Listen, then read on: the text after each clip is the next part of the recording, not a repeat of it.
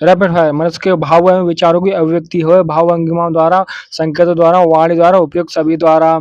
इनमें से कमल का पर्यायवाची नहीं है पयोद। मृत्यु की इच्छा रखने वाला एक शब्द होगा मृत मुमूर्षु। अनौपचारिक स्थल है हमारा घर। निम्न में से मूलतः हिंदी का विराम चिन्ह है पूर्ण विराम।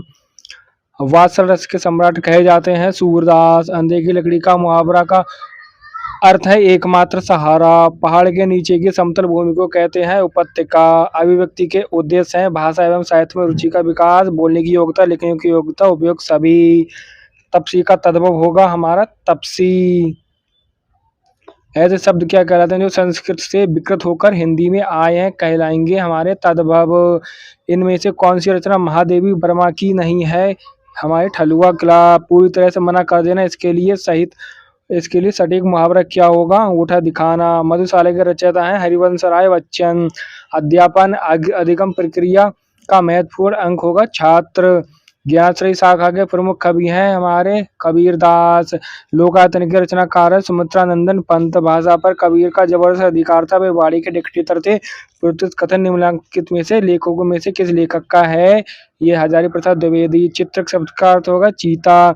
जिसके पास कुछ ना हो वाक्यांश के लिए एक शब्द होगा अकिंचन। राम भक्ति काव्य धारा के प्रमुख कवि हैं तुलसीदास। साकेत महाकाव्य के रचनाकार हैं मैथिली शरण गुप्त। जो प्रणाम करने योग हो उसको कहेंगे प्रणम में। आंसू का तत्सम है अश्रु। गोदान के लेखक हैं हमारे मुंशी प्रेमचंद। परशुराम की प्रतीक्षा के रचनाकार हैं हमारे रामधारी सिंह दिनकर। प्रत्येक शब्द में उपसर्ग है प्रति।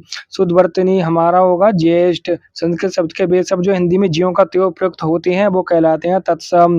निम्न में से संयुक्त व्यंजन नहीं है रे। मानक हिंदी का मूल आधार कौन सी बोली है? खड़ी बोली। दिए गए विकल्प में कौन सरस्वती का पर्यायवाची नहीं है? भार्गवी।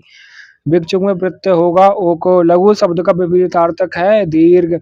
पूर्व और उत्तर के बीच की दिशा कहलाती है ईशान। जिसका जन्म पहले हुआ हो वो कहलाएगा अग्रज। आंख का अंधा नामदेशुक लोकोक्ति का अर्थ है गुण के विरुद्ध नाम होना। अचरज शब्द का तत्सम होगा आश्चर्य। तपस्वी का तद्भव होगा तपसी। सूरदास की रचना है साहित्य लहरी।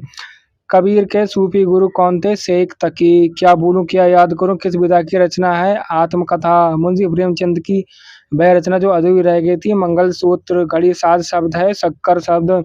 रसाल पर्यायवाची होगा हमारा आम का।